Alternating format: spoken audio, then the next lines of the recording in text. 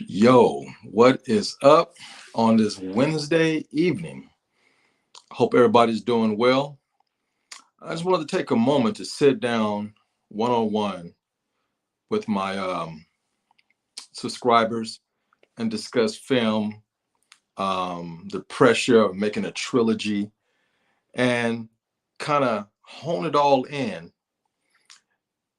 to exercise some demons, try to debunk some myths that are out there about trilogies, but some are real.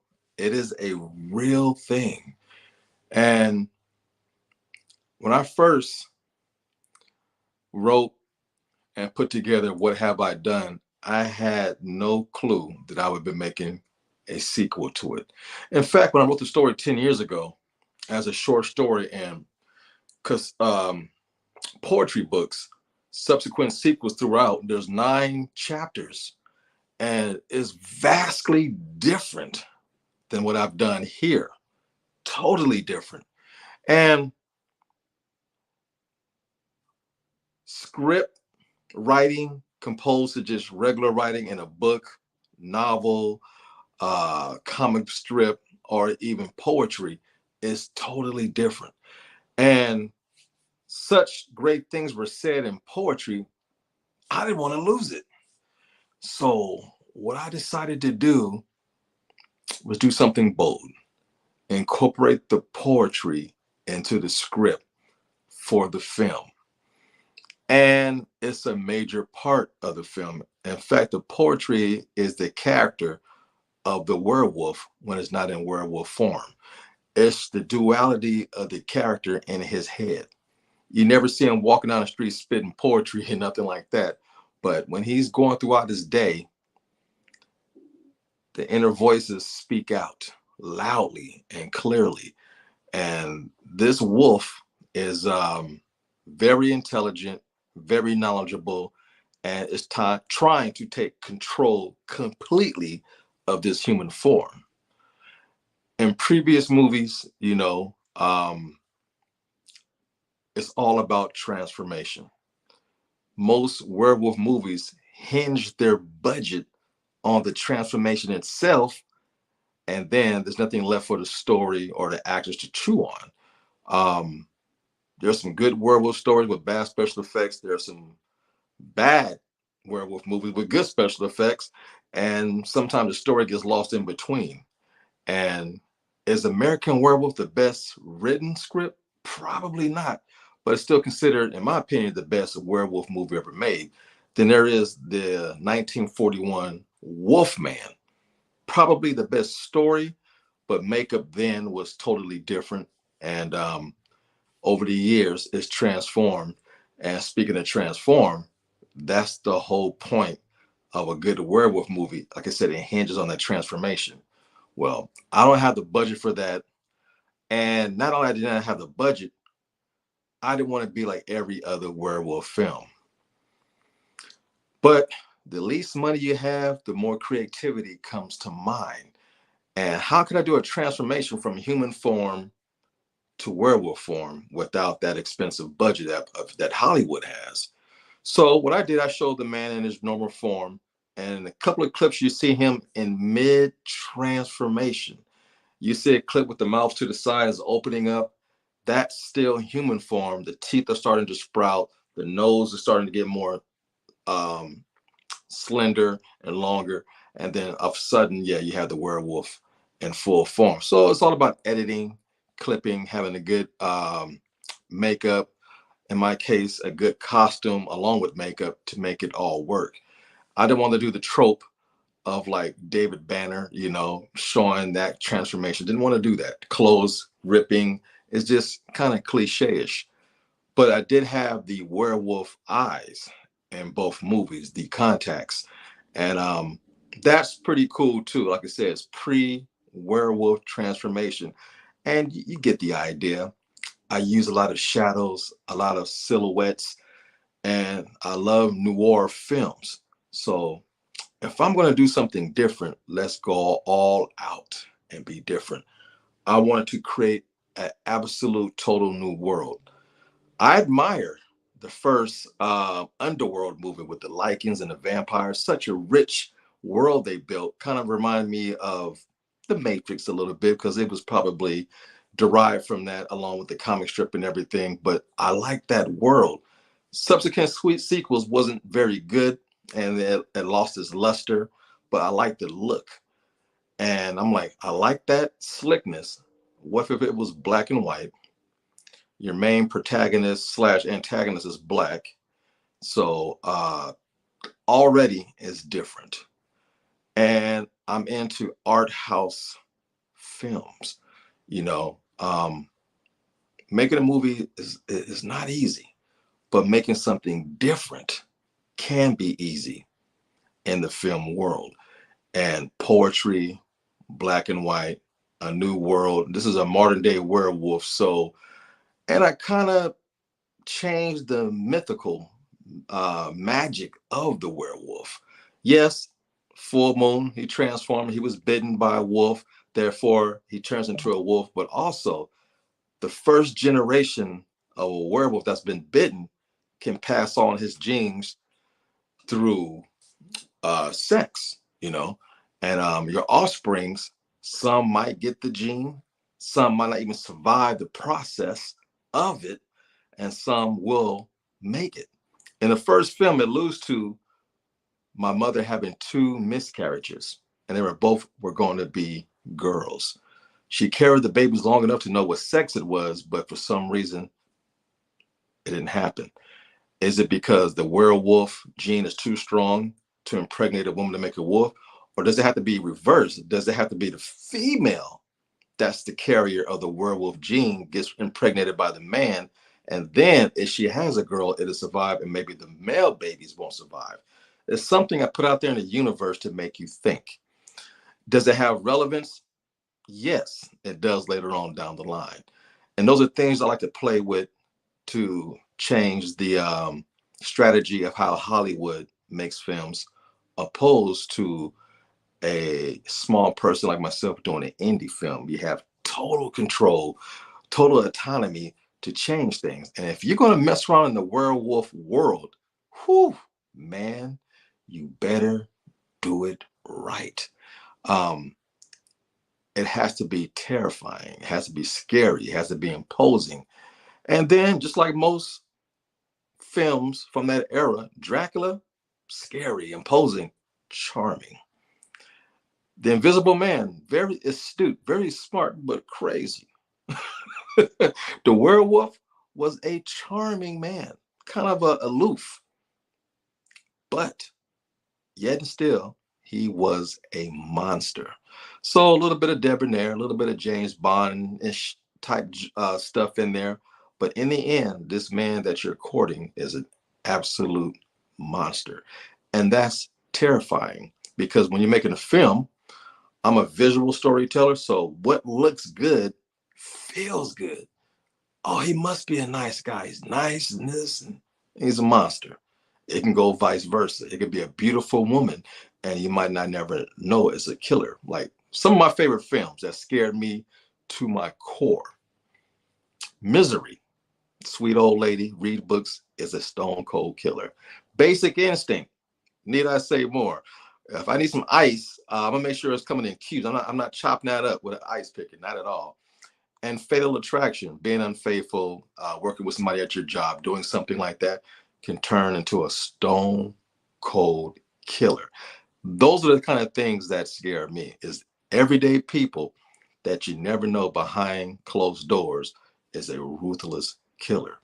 So in this second film, your main character finds love.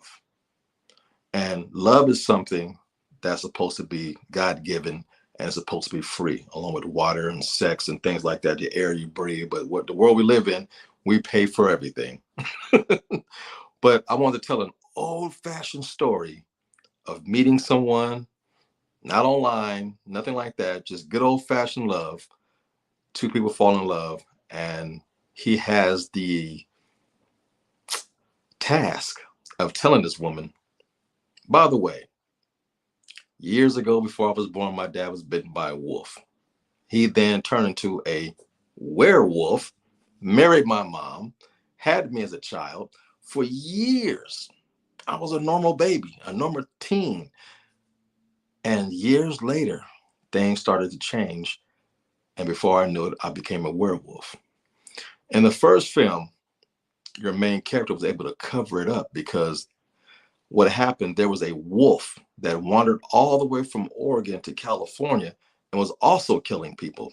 So in the first film, you had a real wolf out there killing people, and you had me as the werewolf killing people. So they just assumed everything that I did was done by that stray wolf that came over from Oregon. So that was kind of like the twist in that first movie. In this movie, there's a twist. It's not so much done with killing, is the time when someone's killed. The way I filmed this movie, you automatically think it's in chronological order. Scene one, scene two, scene three. And if you've seen Pulp Fiction, not everything glitters is always gold. You might be watching the end of a film at the beginning of a film. I've always liked that concept when it's done right. So I did tackle a little bit of that in this film. And in the first film, the character was withdrawn, secluded. You never really seen him interact with anybody. And that was done on purpose. I wanted you to get just lost in this character. Then the third act, the film opens up to a big old party. It's a backyard boogie and all these wonderful faces and vibrancy of people having a good time, listening to music. And then, oh my God, I forgot this is a werewolf movie. And in the first film, there's a lot of deaths, lots of blood, very violent, and that has been done numerous of times in Hollywood. It's nothing different. I try to bring something different, and the fact that poetry, of course, and also black and white in modern day times. There is a love interest in the first film. Is it a love interest, or is it just a booty call? Somebody he was talking to. Maybe she liked him more than him liking her. You don't know. I'm not sure. I did that on purpose. I never showed her face because I didn't want you to get too attached to the character. Just enough to invested. You're like, she seems cool. Her demise is well documented. And if you've seen the first film, it carries over into the second film. You're like, this dude can't be with a woman. And if he is, when it's her full moon, her life's in danger. And that is true. In this film, I give the impression, unlike the first film, he is in love. He cares. So this is something he has to address and try to do it the right way. His father figured it out. Tell your wife everything and have her be like your accomplice when things happen. That's why the move to Texas, feeding on cattle, was absolutely necessary and something I never seen done before. And I think it worked. On the full moon, you can't lock up the beast. The beast's got to be what it is. And if you're raising cattle, you let him loose out there into the yard. He does what he does in a 12-hour period, comes home, human lives are spared. And his thirst for blood and feeding is satisfied. The wife is safe, and no one's of the impression that anything fishy is going on because cattle get slaughtered all the time. And when you hear things happening in the middle of the night out there in Texas in this open range, no one's thinking anything weird is going on. That's just the way it is out there. And then I incorporate that into this film. I want to carry that legacy on. I spent a lot of time in Texas in this movie on purpose for you to get to know my mother. In the first film, there's a phone conversation with my father. You see him tapping his feet, and that's pretty much it. And at the not the very end, but in the third act, at the beginning, you get to meet my father and myself as a young guy at a park having a conversation. He's asking Dad, how come you work nights? How come certain times you don't come home? So the kid's wondering what's going on. His father's telling him, well, son, I work the night shift.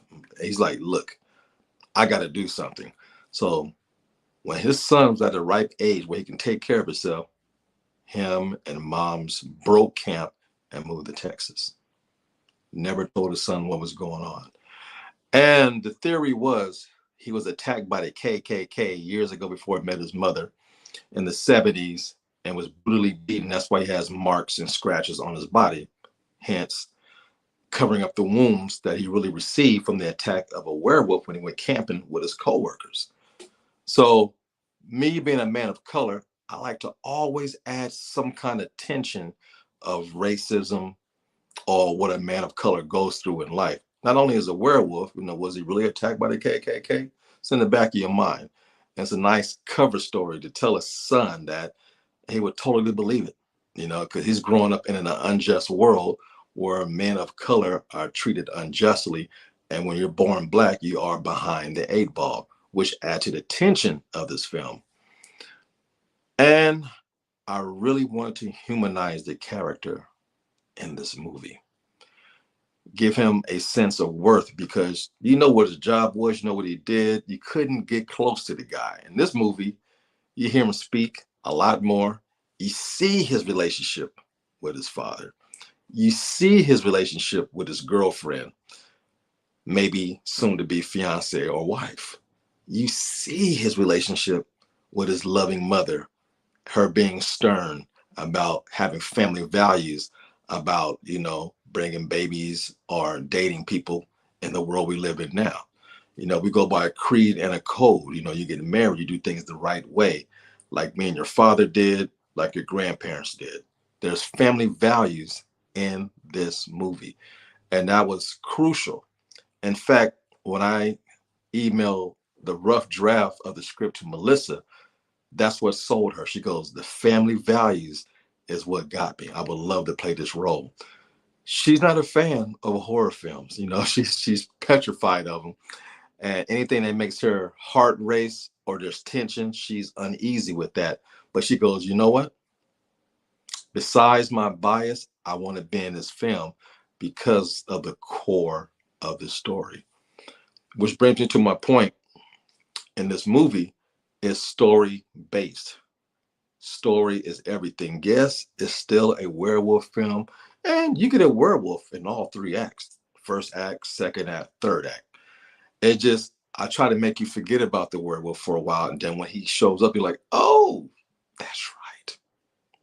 Danger looms. And it's fun playing with the audience like that. When you are a director, you are in complete control of what's happening on screen. And if you have a great crew to capture what you want, to bring to life your vision, that's what you want to do. And it's tricky. It's hard. You get into the editing when we realize I don't have enough of this. I don't have enough of that. Make sure when you're capturing things and filming wise, get every nuance you think you need.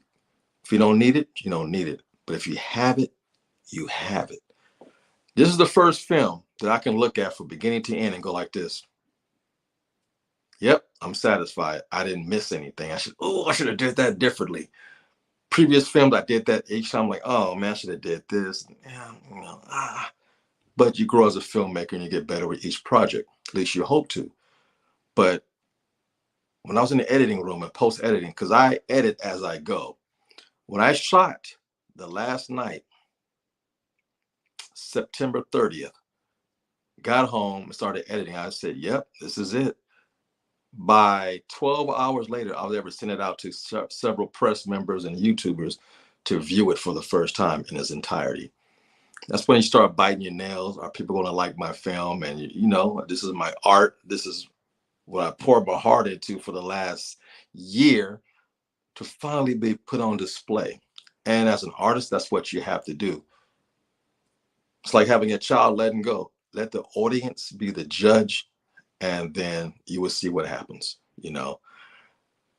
This is probably my first film that universally has been liked. I'm like, wow. And that's a weird feeling when everybody likes your film. When they have positive positive things to say about your film. When they mention the characters and what the characters are doing or saying in your films, you're like, wow, it worked. And there lies the problem. Once you do something that's well liked, the pressure is, okay, obviously you must be making another one. You must be making a trilogy, because in the world we live in, it's all about trilogies or none.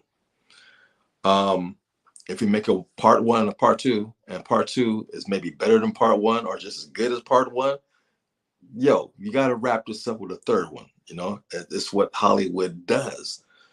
And sometimes it's immense pressure, and sometimes it could be a misstep, or sometimes most movies were meant to be only two films. I'll give you some examples.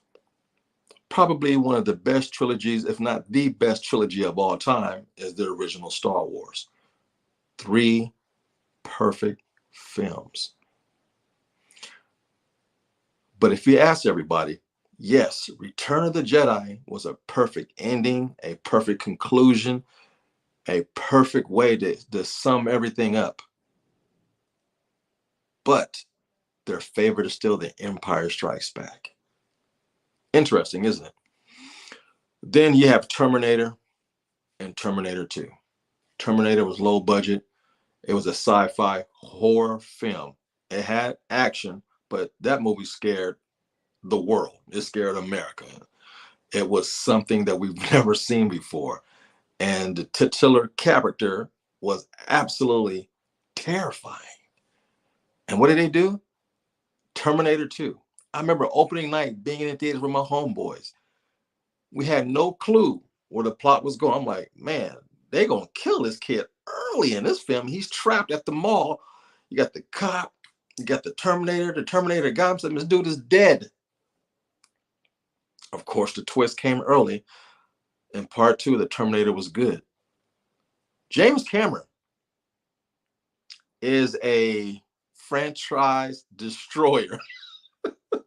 This man destroys franchises. It's not his fault that he's such a great director. He took somebody else's vision and made it better in Aliens. But even with his own franchise, he did Terminator. And he did Terminator 2. And it was so good. He always meant for it to be just a 2-part movie. Part 1, part 2. Part 2, Judgment Day, everything wrapped up perfectly with a bow. But money and Hollywood just can't get enough. I admire James Cameron from walking away and not doing a third film. Arnold Schwarzenegger is the hottest man in Hollywood in the 80s. And he's like, you're not going to come back, James, and do another film with me? Come on, we got to do another Terminator. And James like, no, I'm not going to do it. And every subsequent Terminator movie has never captured the magic. And they try. You even have Arnold in there. Arnold cannot save these trilogies. Story, direction is paramount. If you don't have that, all the special effects in the world and the top actors can't save a okay or a bad film. Fox released Aliens. Perfect, again, sci-fi horror film. No one's seen a female protagonist end up being the main character in the movie that survives. She hence coined phrase the frame and term final girl, final lady. And Sigourney Weaver was amazing. You didn't see that twist coming, her being the lone survivor in space, fighting and defeating an alien, an animal that puts face huggers on you, ingests you with an egg, bleeds acid. It's the perfect killing machine. It's the space version of a shark. A shark in the water is the perfect killing machine. It lives to eat, kill, reproduce. That's what an alien does. James Cameron got the chance to make a sequel to Ridley Scott's amazing film, franchise killer. Aliens was so good. Each subsequent film could not capture the magic. David Fincher, who is a great director, got his first taste after doing Madonna videos and stuff to do an alien film. Studios intervene. I don't dislike Alien 3. I like some of the nuances that movie has. I like the planet full of lights, everybody's bald. Sigourney Weaver made much money shaving her head in that movie. It's a shame that the movie wasn't as good as it was supposed to be. It was very drab, very mute colors, but that was a different style. It looked like one of Madonna's videos, like Express Yourself or something like that. I get it, but Sigourney Weaver couldn't save that movie. She couldn't save that franchise. They did another Alien film, Alien Resurrection. They bring Ripley back from the dead. James Cameron destroyed that franchise because this part 2 was too good. It happens. And then, of course, the Dark Knight trilogy. That first film was incredible. I'm like, okay, Batman Begins. I like this. The Dark Knight took everybody by surprise. Won an Oscar for Best Supporting Actor. Just wonderfully directed, wonderfully acted, wonderfully produced. My man did his own trilogy.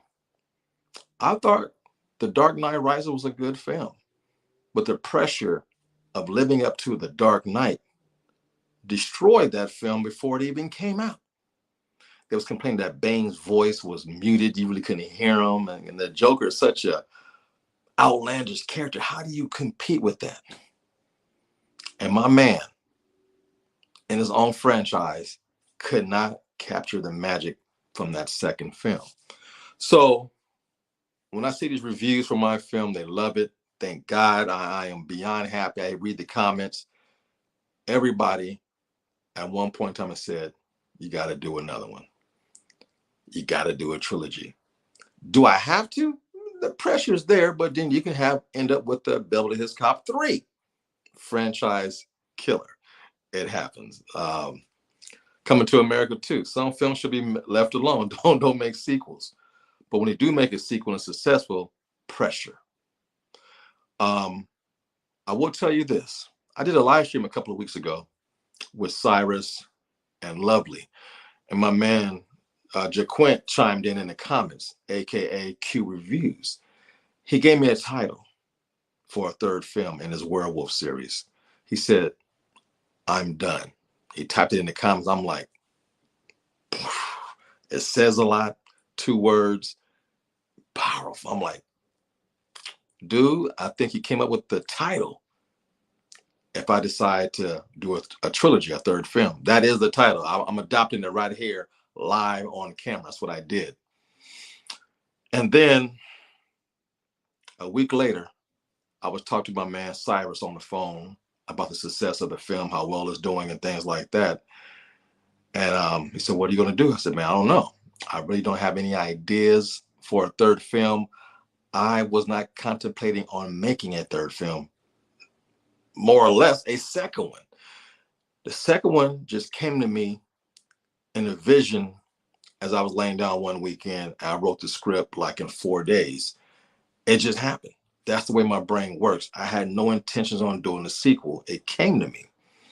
And then this film has been magical. As that came to me, I met these wonderful people, Melissa, Lovely, and it is all came together and it worked. We had a great crew. We had a great time on set. There was love on the set. There was charisma on the set, and it just fell into place.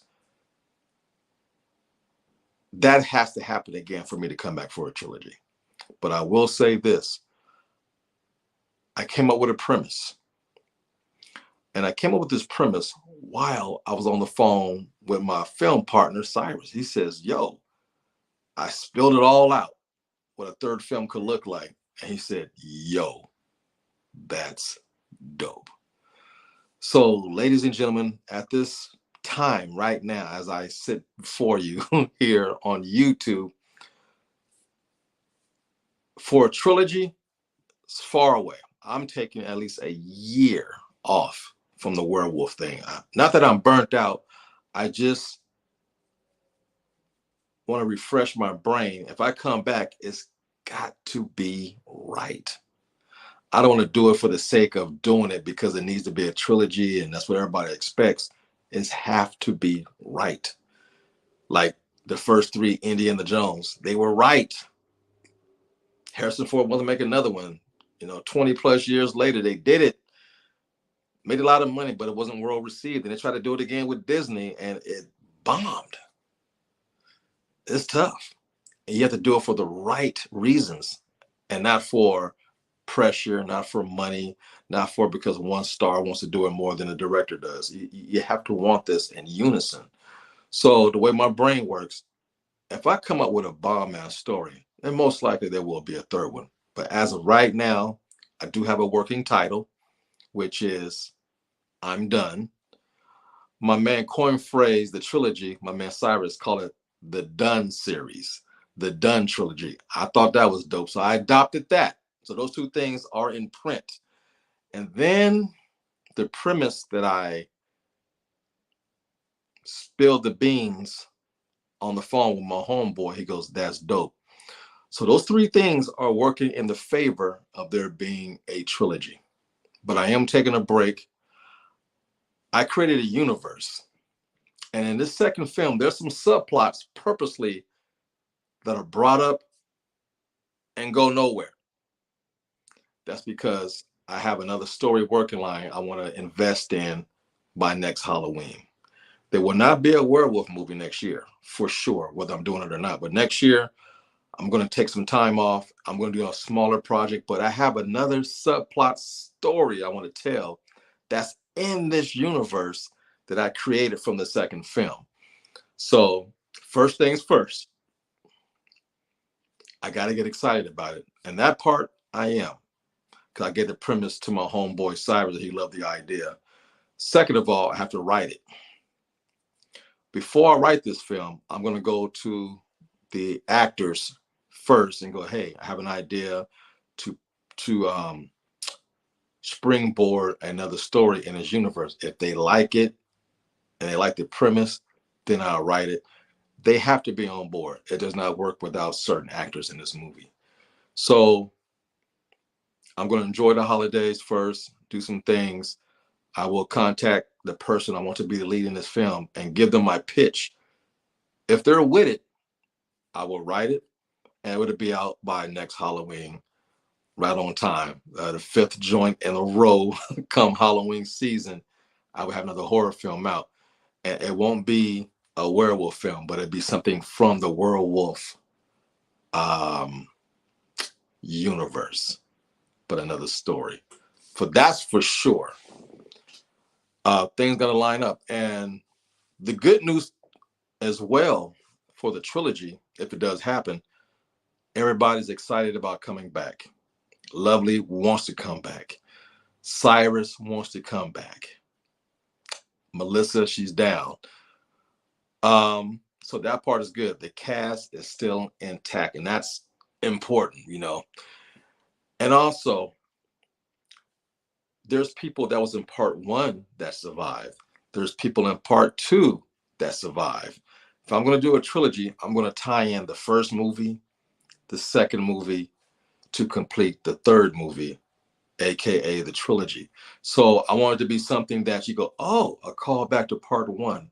Ooh, a call back to part two. But it's got to make sense. It can't be cameos for the sake of cameos. It's got to have meat on the bones and it's got to work within the story itself. If I can do that, then yeah, I have ideas. Man, let me tell you, when I did the first film, there's like 4 or 5 kills I didn't film that I had up here. I got some dope kills that I've never even filmed, but the concept is still up here. And yeah, I want to get that off my chest one day and get that on film. So that's also in your favor. But there's stories in Hollywood that I look at closely and think, should I do another one or leave off right here when you're on top? Do I do a James Cameron 2 and I'm out? 2, and I'm out. I don't know. Aliens, Terminator. Those two really stick in my head. And Christopher Nolan, um, he did a film in between each Batman movie. Took a 3-year hiatus from one, did a movie. Took a 4-year hiatus for the third film, did another one. But the movie did well. Not as well as part 2, The Dark Knight. And, you know, when you have your own trilogy and people like one more than the other, when the newest one just dropped, can be a little crush to the ego or a little crush to your creative thoughts, because I'm going to have a hard time topping this film. Like I said, it's the first film that I look at from beginning to end, and I'm satisfied with each shot, satisfied with each scene, satisfied with each element developing. It's a slow burn, took out the gore, took out the screams, and my inner Hitchcock came out. I like to do things with the lens, focus on an anatomic object while something's going on in the background, or sound design is crucial. And the music in this one, I don't know if I can top it. That's going to be tough. There's nothing like ginger tea. Ah, man. Good on the vocal cord. Me, me, me, me, me, me, me. I digress. But it's my most complete, perfect film. And critically acclaimed, it just, man, it warms my heart for my vision to come through. Because when I laid in bed that weekend and was thinking about it, I'm like, okay, okay. And Lovely, we look great together. We had great chemistry. Man, I created a monster because everybody loves that woman. They're like, you better bring our girl back. We want to see her. And if you've seen the movie, it ends on a cliffhanger note, which the film goes in a broad, broad, broad direction. And yeah, that's something that I definitely want to bring to the table. My man's in the house. What's up, my brother? Yeah, man. Cinematic 18, you know how we do. Um, I wanted to address a lot of the questions out there before they actually heat up. I'm even getting people pitching me ideas, which is cool. I love it. My man, did you see that? Hey, Black Tastic, I hope you're doing well, my friend. Brother, I'm doing excellent. It's hump day. The work week is half over. Man, when I do this live stream and when I'm done tonight, I'm going to chill, sit back, watch the Lakers and Clippers do battle in LA, the battle for Los Angeles. The NBA season is in full gear. And I want to thank you personally for being there, man. Since Sarah, what have I done? This man's interviewed me, done great reviews, and only helps to broaden my horizons. And as a director, my job is to hopefully get as many eyes on your films as possible. That's the goal where I'm at right now. You know, I'm pretty comfortable in my skin. I like what I'm doing. I'm getting better. I feel like I'm getting better as a director. I'm comfortable in my style. People are now getting used to my style, so it's easy to, you know, absorb the kind of films that I'm making. So, man, you are a big part of that. My man, did you see that? You absolutely nailed it with the sequel, man. Brother, I appreciate it. And I felt like I did. I'm just waiting for that third. Brother, get in line, you and everybody else. But man, but things are in your favor. But I am going to take a break because to conclude things is hard. Like I said, I think Return of the Jedi is the perfect way to end a trilogy. It's perfect. The good guys won. Darth Vader turned in the end, waved to his son at the end of the movie. Him and Yoda, you know, Han and Leia got to be what they wanted to be. Luke is vindicated. He is a Jedi. Who don't love the Ewoks? But as I said earlier, people like The Empire Strikes Back better. That is their favorite Star Wars film because it's so different. It's the dark horse within the trilogy. People like that dark stuff, like Temple of Doom. Is it the best film in the trilogy? Probably not. My favorite is still Raiders, but Temple of Doom, I watched more than any of the Indiana Jones films. That one there just took me to a place. Got my man drinking blood, turning evil, slapping kids. Man, I love it. And this was my Temple of Doom. This was my Dark Knight. This was my Empire Strikes Back. It had the cliffhanger. It had the duality of the character. I made you care. I made you hopefully fear for people's lives in this movie because there was a body count in part one. It was like, oh, who is this person? Well, I have a feeling they're going to die. This one, you don't want to see people die. And even the ones you don't know, there's a way that I had a little twist. You see it from two different angles, so it gives that person credence and what's about to happen to them because you've seen it and like, wait a minute. That was fun to do, man, to see somebody in real time about to be killed by a werewolf and then relive it through the eyes of the actual antagonist, explaining to you in grave detail what's about to happen when you know what's going to happen.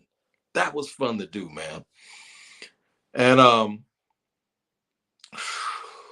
I don't know, man. It's gonna be tough to top this film. Can I do it? I'm sure. I not top it, just compliment it. You know, I don't want to offend the fans of the franchise. I have something special, I feel, but you know, give this brain a year to chill, relax, vacation, enjoy the holidays, and you know, I might have a few tricks up my sleeve. But what I really want to do is help other people out who are indie directors. My girl Christy from Geek Ass Chat just finished preliminary filming of her film project. I said it wrong. PHZ, Public Housing Z. It's one of the best pitches I've ever heard from an indie director. First time director. She has some true experience knowing the conditions of public housing and what people in public housing go through with a landlord that doesn't care. Mold, how it can destroy the body, cause asthma, and kids are growing up in these conditions. But what if the mold was so bad it turned people into zombies? I thought that was dope. So she finished preliminary filming of that. She's in post-production. She's raising funds for the film. Go to Geek-Ass Chat here on YouTube. They have a video how you can donate money. Today is the last day to donate money, so please check that out. You can go on Instagram, Geek-Ass Chat. They have many of videos live that you can click into, hit that link, and donate anything. Anything helps. It helps feed the crew. It helps pay the actors. It pays for better equipment, you know. Each film, I know what it's like, man. You go from this type of lighting to this type of lighting to this, you get better. And with my film, I've done it again. It's the first time I used one camera throughout the whole entire film, and it shows. It was great. When I look at it, I'm like, yes, it looks wonderful. The skin color of people of color, I got a chance to capture it the way we look in real life. I'm not have to use artificial lighting to make us look different because in this film, I use a lot of natural lighting. All the scenes outdoors with me and Lovely is natural light. The clouds were out in abundance when we was filming in Bakersfield. Those clouds are big and puffy. Looks great. And, you know, Lovely don't need a whole lot to make her look good, but I captured her in ways that she never seen herself. Because when you're talking on a YouTube camera, when you're in the mirror doing your hair or makeup, all you see is this. You very sometimes you look from your profile from behind, and I was able to film people the way I see them in my film. They're like, wow, I didn't know I looked like that. That was fun to do. And Melissa, who plays my mother, Melissa Maganzo, just beautiful, just beautiful, man. The camera loves her. The shape of her eyes, the shape of her lips when she's being stern and look directly into the camera. She's an imposing entity, a loving mother, and it pays dividends. You know, when you meet her, her intro, man, when I wrote this script, that intro has never changed. It was what I wanted. Absolutely. She delivered perfectly. It's funny. When we did a walkthrough, I filmed that too.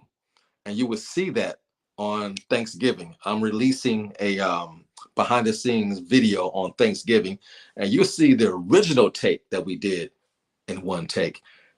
The movie version of her introduction and the walkthrough through the house, one take. That woman is awesome. She is a force of nature. Oh my God. And to travel all the way to New York to work with Geekish Chat live in person. Not only that, my man Cyrus flew all the way to New York to come meet your boy. We stayed in my Airbnb together and to film us together in New York. Because when this film switches to New York, look at the richness of the city, the skyscrapers, the energy, and you will hear things when you first see New York. You see a wall that says love. Listen to the background. You hear sirens and voices. It's like 3 o'clock in the morning when I film this. 3 o'clock in the morning. New York never sleeps. Those sirens and voices is not added audio. It's the actual audio. When I'm filming on Times Square, the only thing I added was music. That's the actual horns from the cars, the people talking, conversing in the background, the pitter patter of feet walking down Times Square. It's real time, real sound. And I want to make you experience, I want you to be immersed in New York. I filmed it totally different from low, looking up at the skyscrapers, spinning around with my camera. Times Square, that scene is one continuous shot. I focus on a stop on a street sign. I started filming. I go around the whole perimeter of Times Square and end on that same street sign when I come back. Continuous, no edits, no cuts.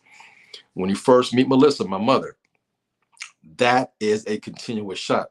When she's walking through the entire house and comes back and land up in the same spot, fold her arms up and look into the camera, one continuous shot. I told you we did that in one take. That take I did in New York, Times Square, one time, one shot. Christy was right there with me when I filmed that. She was like, "Oh, you're filming right now?" And if you look real close at the New York scene, you will see a top of a beanie with a little ball on top. Look closely, freeze frame it. That's Christy. And then we filmed another scene with Christy inside one of the malls downtown Manhattan. It's just the energy of New York. I wanted to capture that, and I felt like I did, man. New York is incredible. When I filmed that scene with me and my father, aka Cyrus Alexander, facing off, man to man, werewolf to werewolf, wasn't a face off because Pops was in my ass. He was giving me the blues, had me singing the blues with his speech. It's a wide shot. We're both in frame. That is natural New York light coming through that window. The brick walls in that Airbnb are rich with texture, and the long drapes. I purposely pulled it to the side, pulled it down, and that shot too was continuous. No edits, no cuts. And there's a scene in Texas where after my mother did her little parade around the room, I sit down for the first time and I remove my beanie cap. Once I pull off the beanie cap, it's almost 3 minutes of dialogue between me and Melissa. No edits, no cuts, continuous. That camera is on my big ass head for almost 3 minutes. I'm delivering dialogue off screen to Melissa, and she's just firing on all cylinders. We're playing off each other. A lot of that was in the script. Some of that was improv because I want to make it feel real and natural. And man, I love doing continuous shots. It's fun. The warehouse scene, people talked about that a lot when I was promoting the film before it was released. The people who seen it early, man,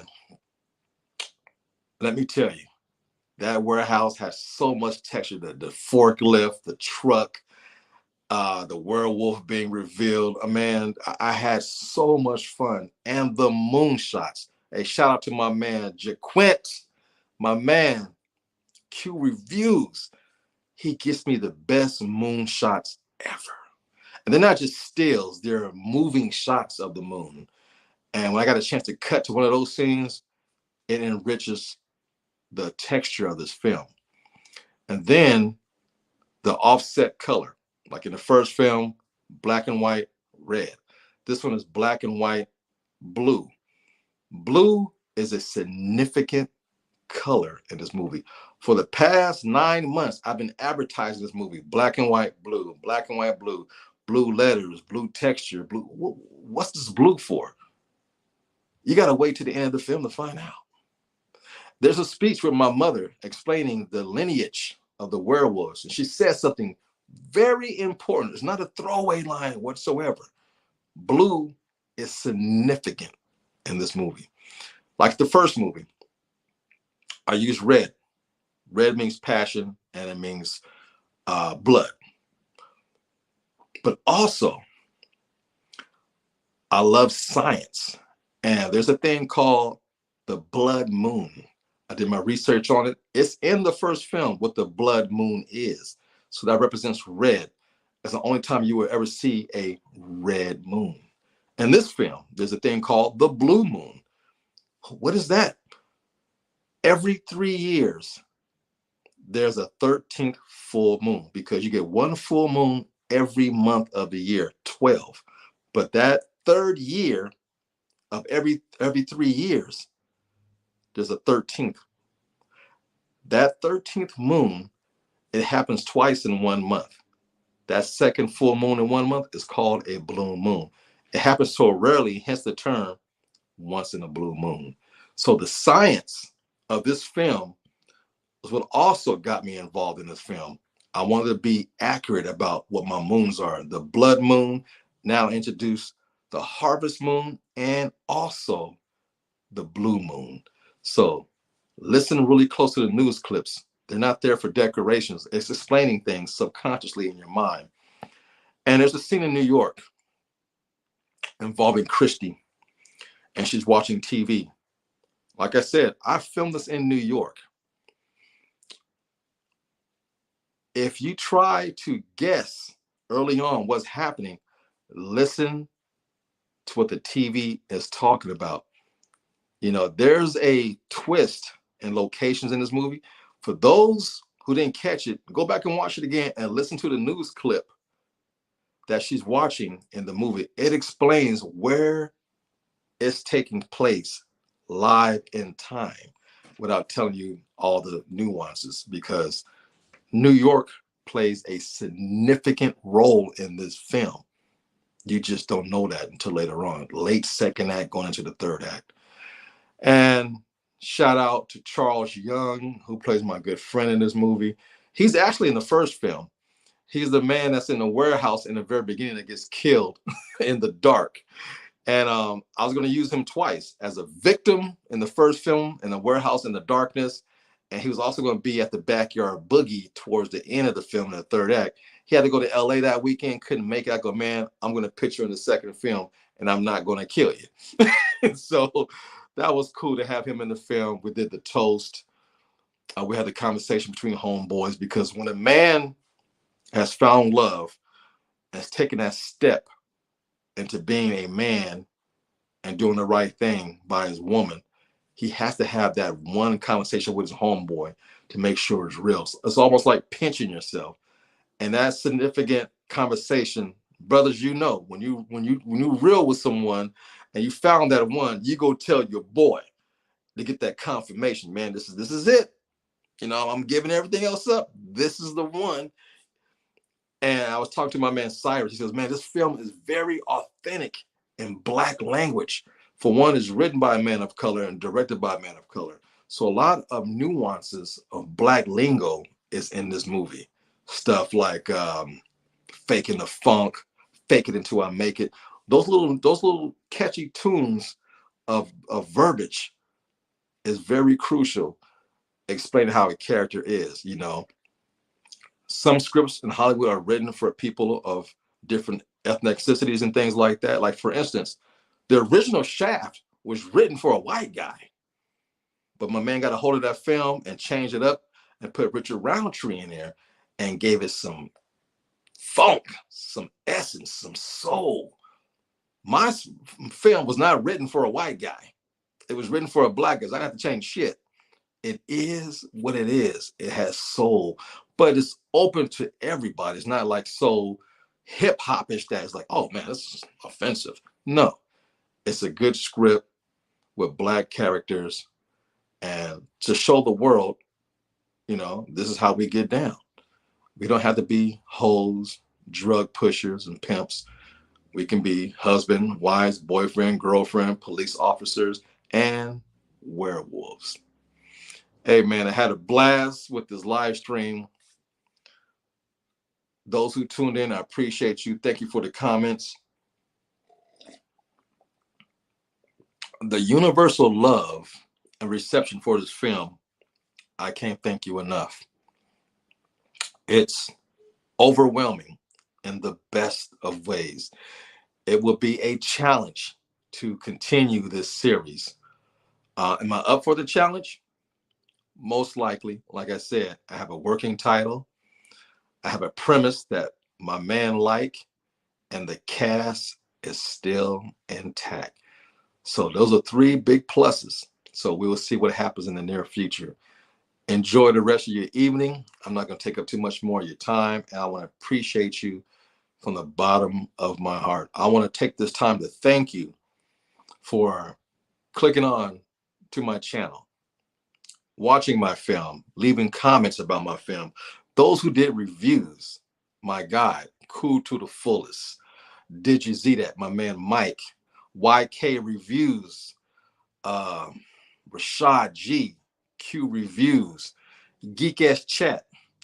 Love all you guys. Thank you for taking the time to get in front of your devices to talk about my little film here and give it praise and your honest and purest thoughts. You have seen me grow from Don't Look Back to The Comforter, Sarah, What Have I Done? And here I am. I've done it again. I've actually created a universe that you guys like, and you guys want to see it continue, and you guys are invested in these characters that are written from up here. That is the best compliment a director, writer, producer can ever have. So, man, I see you on the flip side. Again, tell your friends to like, share, subscribe, stop by the channel, and watch the movie multiple times. There's a lot of things that I've done in this film that you might have caught or not have caught. Those who've only seen this film, go back and watch the first one. Those who've seen the first one, hopefully you caught all the Easter eggs. Of course, the cows are back in this film, the significant meaning of that from the first film. If you pay close attention, here's a little tidbit. Shirley from Geekish Chat, she's laying in her bed in this film reading a book. That book is titled Electromagnetic, written by your boy. It's a book of poetry and short stories. As you see her flipping through the pages, look at the title of the poem she's reading. There's a part 7, 8, and 9. Pay attention closely to the book she's reading and the title of the poem that she's reading. That is another Easter egg that dates back to the first movie and before the first movie, some writings I did 10 years ago. There's a lot of little things. My love interest for the first movie, her name was Gloria. She's mentioned in this film. There's a lot of callbacks to the first film. And like I said, it's definitely worth 2 watches, maybe even 3 watches. But the New York stuff, I was telling you where New York was happening before you knew it was happening. Go back and listen to that newscast about the cafe that's closing in a certain town, in a certain place. Way in the beginning of the movie before you knew where you were at. You know, this movie takes place script-wise, California, Texas, New York, and it bounces around. So you got to figure out. And again, there's a subplot that'll open wide up in this film that will continue another sub story in this universe coming at you next Halloween. So, man, I hope you're as excited as I am. I'm going to take a long break. I'm going to enjoy Thanksgiving. I'm going to enjoy Christmas. I'm going to enjoy the new year. And then come January, I'm going to plot my course where I want to vacation again. I'm definitely going to Texas for some R&R and some fun. I'm probably going to go to Chicago this year for some R&R and some fun. And I was talking to Geek-Ass Chat. I think I'm going back to New York. Will I be filming a movie out there this time? Who knows? But I'm definitely going to have some R&R and some fun. You never know. I might be coming to your town soon, and you might get a chance to be in one of my joints. So YouTubers, keep your eyes open and listen. I might be giving you a call. Peace. You know the routine. Like, share, subscribe, tell all your friends, and more importantly, leave your comments down low. Nothing but love. Peace. Till the next episode.